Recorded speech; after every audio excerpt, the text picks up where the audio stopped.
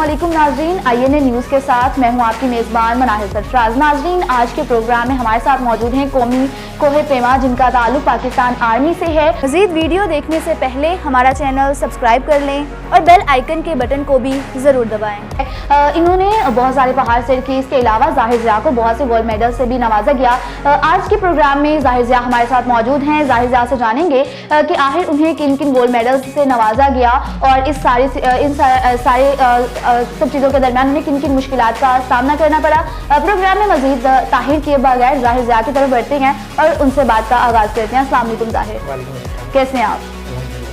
ज़ाहिर, सबसे पहले तो हम प्रोग्राम का आगाज़ जो आपको रिसेंटली अवार्ड नवाजा गया प्राइड ऑफ पाकिस्तान, जो कि आपको सोशल वर्क और इसके अलावा माउंटेनियर्स के लिए भी नवाजा गया, उसके हवाले से बताइएगा कि वो एक्सपीरियंस कैसा था और उस सारी सिचुएशन के दौरान आपको किन किन चीज़ों का सामना करना पड़ा। जी थैंक यू।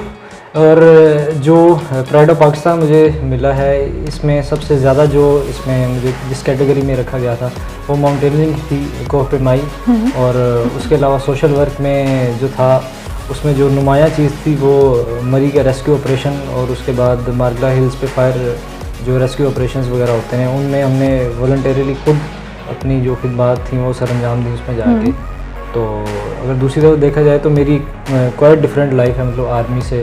और उसके अलावा अगर इधर देखें तो कोह पेमाई है जो, तो वो इस तरह से है कि जो मलका पर्वत है उसको मतलब पहली दफ़ा जो आर्मी से किसी ने सर किया तो वो मैं था। मतलब मुझे जो एजाज़ जो हासिल है फर्स्ट पाकिस्तानी सोल्जर का कि मलका पर्वत को सर करने वाला पहला आर्मी से जो जवान था वो मैं था।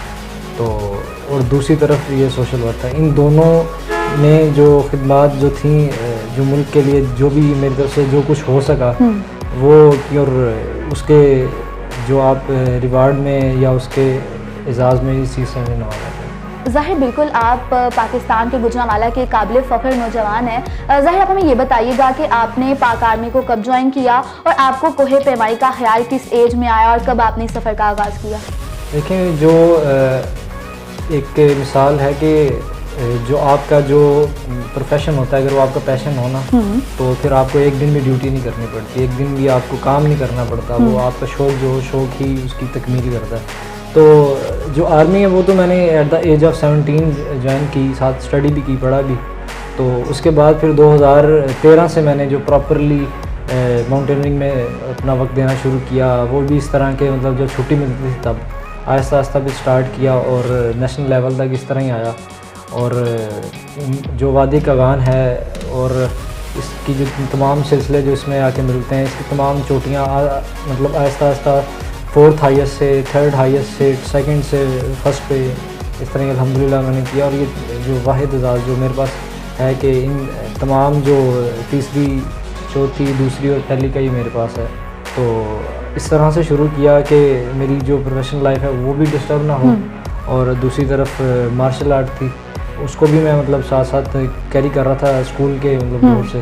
तो उसका भी मुझे अल्हम्दुलिल्लाह कि मैं 3 टाइम्स नेशनल चैम्पियन हूँ उसका भी मार्शल आर्ट का। तो लेकिन ये है कि मार्शल आर्ट को स्किप करना पड़ा मुझे 2018 में आके कॉलेज और यूनिवर्सिटी के बाद। लेकिन जो माउंटेनियरिंग थी इसको प्रॉपरली कैरी करना पड़ा फिर मुझे, क्योंकि 2018 में मैंने जो था ये मलका पर्वत सर की, इससे पहला जो था एक हमारा जो टास्क था उसमें हमने 3rd हाईएस्ट जो थी मकड़ा पीक वो, उसके बाद मूसा का मसल्ला जिसे कहा जाता है 2nd हाईएस्ट है वो, और चुरकू पीक। इस तरह से कुछ जो मतलब पीक्स हैं जो क्वाइट डिफ़िकल्ट हैं बिगिनर के लिए ना, स्टार्ट के लिए। तो हमने वहाँ से स्टार्ट किया, तो आहिस्ता आहिस्ता फिर करते करते 1st हाईएस्ट तक आ गए। ज़ाहिर, इस सब के दौरान सबसे पहला कौन सा ऐसा पहाड़ था जिसे सर करते दौरान आपको सबसे ज़्यादा एक डर भी लगा और मुश्किल का भी सामना करना पड़ा? देखें, जो सबसे ज़्यादा डर कह लें या डर, तो डर एक ऐसी चीज़ है जिसका वजूद नहीं है लेकिन लगता भी है। बिल्कुल। तो वो लगता खुद से है कि मैं नाकाम ना हो जाऊँ, या दूसरी चीज़ होती कुदरत। अब कुदरत का मुकाबला तो ज़ाहिरी बात है कोई कर नहीं सकता। तो हम उसके लिए ज़्यादा से ज़्यादा क्या कर सकते हैं, प्रिकॉशंस कर सकते हैं, प्रिवेंशंस और अपनी सेफ्टी मेजरमेंट्स वगैरह। तो हम यही करते हैं पहाड़ों पे। अब जो मलका पर्वत है इसके लिए जब हम निकले थे तो ये वाकई ही टोटल जितने भी टीम मेम्बरान थे हमारे, टोटल जितने भी थे सबके दिल में अगर 90% अगर हमारे दिल में अगर ये था कि हम इसको सर करेंगे, तो वहाँ 10% जितनी मर्जी बहादुरी भी दिखा ले वहाँ पे आके, एक खौफ था, खौफ सिर्फ एक मौसम का था, क्योंकि मौसम है तो हम जा सकते हैं, अगर मौसम कुदरत के सामने तो कोई टिक नहीं सकता। तो वहाँ भी हमारे साथ सेम वाक़यात हुए, इस तरह के जो इंसिडेंट्स वहाँ पे हुए हैं। जो कोई एक वाक़या जो भी आपके जहन में मौजूद और आपको वो याद भी आता हो?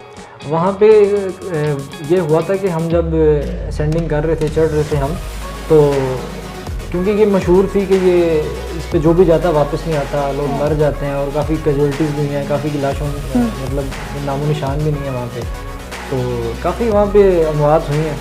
तो हमने इस मिथ को तोड़ने के लिए हमने वहाँ का रुख किया कि क्यों नहीं लोग वहाँ पे जा रहे, कि इसके बारे में एक चीज़ मशहूर है कि सैफुल मलोक इसके दामन में नीचे और ये ऊपर मलका पर्वत है, इसका और उसका लिंक करते थे कि वहाँ पे परियाँ आती हैं और वहाँ पे जिन्नात हैं। तो और ये वहाँ के लोकल जो हैं लोग, उनका भी ये मानना है कि आज तक सर नहीं हुई। और वैसे भी जो इसको अगर फिगर्स में भी देखें, अगर हिस्ट्री में भी देखें, तो उसको 1969 में गौरव ने ही किया था, 1963 में भी। तो उस हवाले से फिर हमने इसको, इसकी जो मिथ थी या एक जो एक बनी हुई थी, एक राय बनी थी, उसको तोड़ने के लिए फिर हमने उसकी तैयारी करनी शुरू की 2013-14 से आस्ता ड्रीम करना शुरू किया उसे कि इसे कोई सर नहीं कर सकता। लेकिन जब हम वहाँ पे पहुँचे हैं तो डिफ़िकल्टीज़ तो काफ़ी आई, क्योंकि नॉर्मल पीक्स की तरह नहीं थी ये। 500 मीटर्स में मतलब ये काउंट होती है, 17,000 कुछ 100 फीट पे है। तो हालांकि हाइट इतनी भी ज़्यादा नहीं थी लेकिन इतनी कम भी नहीं थी।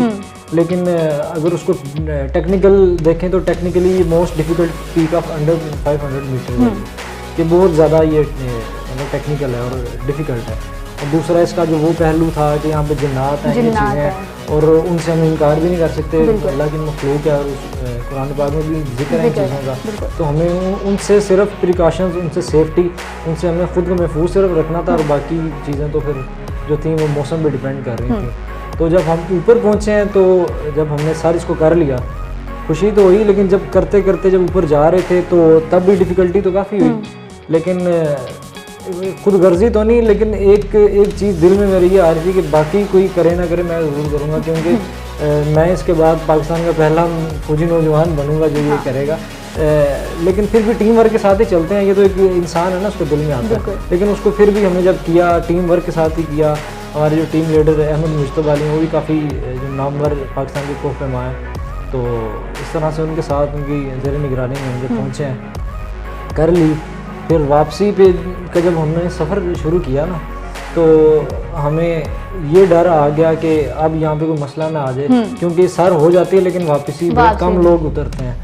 तो हमने तो पहले लाइट लिया कि कोई मसला नहीं होगा इसमें। तो जब हम नीचे पहुँचे तो तिकोना सा ना, एक मतलब दो रास्ते इस तरह से, और एक मतलब जिस तरह तो, लेकिन तिकोना सा रास्ता बना हुआ था, वहाँ पे आके हम पत्थर के पीछे आके अटक गए। और इतनी देर में मौसम ख़राब हुआ और ज़ीरो विजिबिलिटी हो गई, बिल्कुल हर चीज़ गायब, एक दूसरे को हम नज़र नहीं आ रहे थे। तो सिर्फ रस्सी जो हमारी रोप होती है, फिक्सिंग जो की होती है सेफ्टी के लिए, वही की हुई थी। अगर वो भी ना होती तो शायद ऊपर से फिर रॉक फॉलिंग शुरू हो गई, पत्थर गिरना शुरू हो गए। तो एक हमारे टीम मेंबर सलीम भाई हैं, उनका जो हेलमेट है उसको हिट होने से गिर गया। तो वहाँ पे हम फिर सच्ची बात थी कि हम वाकई खौफज़दा थोड़े से हो गए। फिर हमें टीम लीडर ने कहा कि आप यहाँ पे कलमा तैयबा का विर्द करना शुरू कर दें। और वहाँ मतलब उसकी जो शेप थी जगह की, वो चौक नुमा थी। आधे लोग इधर थे, आधे इधर थे, एक इधर था और एक मैं पत्थर के पीछे था, और बस इतना टाइम मिलता था कि सार हटाएं और पत्थर गुजर जाता था। तो उस जगह पे हमने कलमे पढ़ने शुरू कर दिए। उस जगह का मैंने नाम फिर वहाँ पे कलमा चौक रखा, और उस जगह का नाम कलमा चौक रखा, वो आज भी वहाँ पे मशहूर है। और वहाँ पे वाकई हमने वाकईतन वहाँ पे हमने कलमे शुरू कर दिए थे कि कुछ हो गया, क्योंकि कुदरत है ना, इससे हम मजाक तो कर नहीं सकते। मजाक में अगर पत्थर भी लग जाए तो हम तो गए। तो फिर हमने वहाँ पे इस चीज़ को सीरियस लिया, और वहाँ पे डांट भी पड़ती रही, वहाँ पे सब कुछ हुआ, लेकिन ख़ुद को सेफ्टी करने के लिए हमने काफ़ी कुछ किया। थोड़ा सा फिर नीचे उतरे, और उतरते उतरते हमें 11 साढ़े 11 हो गए। लेकिन जब हम ज़मीन पे नारान आके उतरे, जब उसके हमें रास्ते भी करनी पड़ी दरमियान में, लेकिन उससे अगले दिन जब नारान पहुँचे तो तब यकीन हो रहा था कि हम वाकई उतर आए। तो उसके अलावा जब हम वहाँ पे नारान पहुँचे, लोकल जो थे लोग, उनको बताया है कि ये टीम आई है छोटी सार करके, वो स्टिल दे कांट बिलीव कि आप कर रहे हो, ये नहीं कर सकता कोई, ये नहीं कर सकता।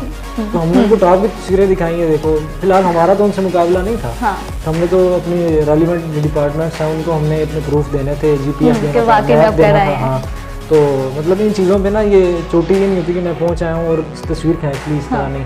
हमें प्रॉपरली जो टेक्निकल चीज़ें उनका ना लेना पड़ता सहारा, कि आपको GPS मैप डिवाइस थोड़ा फ़ोन जो हमारा आता है सेटेलाइट फ़ोन, फिर ऊपर से जाके हमने नीचे फ़ोन भी किया कि मतलब हम पहुँच गए, ये हमारी लोकेशन है, फिगर्स देने पड़ते हैं कि 9260 इस लोकेशन पे खड़े हैं और ये वाकई इसका टॉप बनता है। तो फिर हमारी वो चीज़ें ना मतलब मानी जाती हैं, उसके अलावा वो फिर डिस्प्यूट हो जाता है मामला। तो ये फिर हमने किया। फिर इसके बाद फिर जो पाकिस्तान की नामवर जो कोह पेमा जो पहली पाकिस्तानी है जो है स्मीना बेग हैं, जिन्होंने K2 भी सर किया और माउंट एवरेस्ट भी, तो उनके भाई हैं मिर्ज़ा अली, वो फिर उसको करके आए।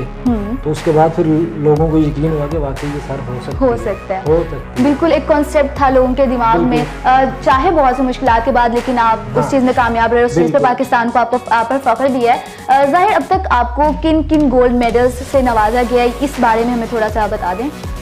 गोल्ड मेडल से इस तरह से कि मेरे कुछ जो हैं स्पोर्ट्स में हैं, मार्शल आर्ट्स में हैं, उसके अलावा जो भी रिसेंटली जब ये नेशनल रिकॉर्ड जो मैंने बनाई मलका पर्वत जो सर की इस पे, और जो दूसरी पीक्स वगैरह सर की उन पे नेशनल रिकॉर्ड्स के तौर पे मतलब मिले। और सिल्वर मेरे पास जो अपने हैं अपने आर्मी की तरफ से वो 2 हैं, और टोटल कुल मिला के मतलब जो 7 से 8 के करीब में टोटल जो बनते हैं। लेकिन इनकी वर्थ ये है कि ये खून है और ये पसीना है, ये लाइफ है, बिल्कुल ये लाइफ है।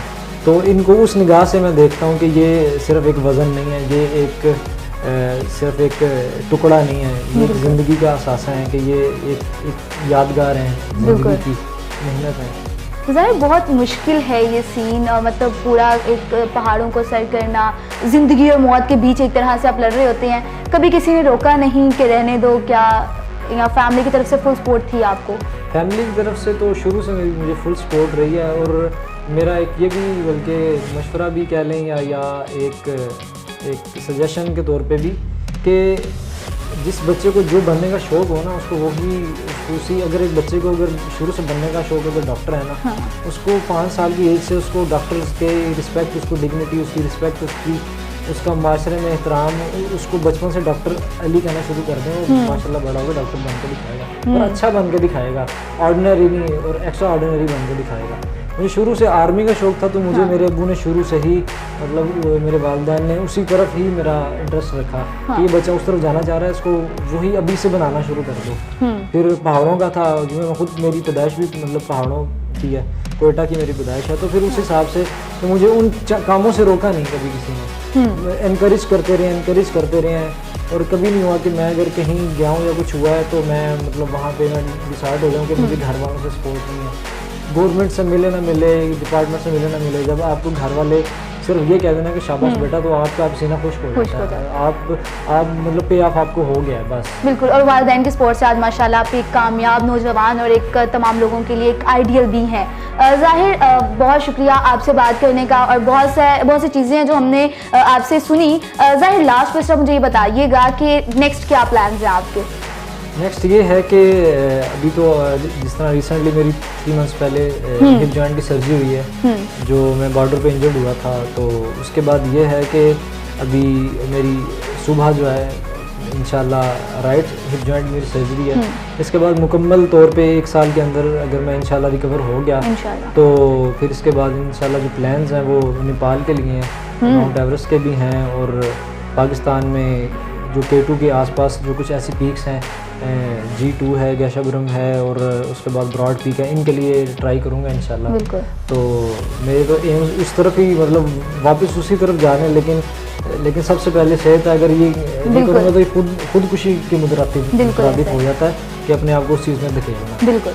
ज़ाहिर बहुत शुक्रिया आपके वक्त के लिए, और बहुत सी चीज़ें जो आज हमने आपसे सुनी, और बहुत से लोगों ने आपसे सीखा भी होगा कि हौसला बुलंद होना चाहिए, हम लोग कुछ भी ज़िंदगी में सोचने में कामयाब हो सकते हैं। इसी के साथ नाजरीन मुझे अपनी मेज़बान को दीजिए, नाहिद सरफराज को दीजिए इजाज़त। अल्लाह हाफ़िज़।